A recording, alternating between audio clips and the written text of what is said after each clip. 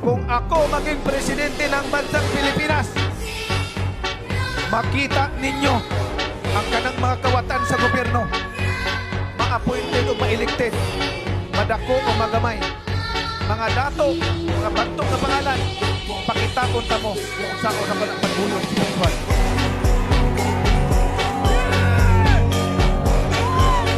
Sisiguraduhin ko sa inyo na ang bawat Pilipino may trabaho at hinahanap ng trabaho. At sisiguraduhin ko sa inyo na walang mahirap na inargabyado at inaapi.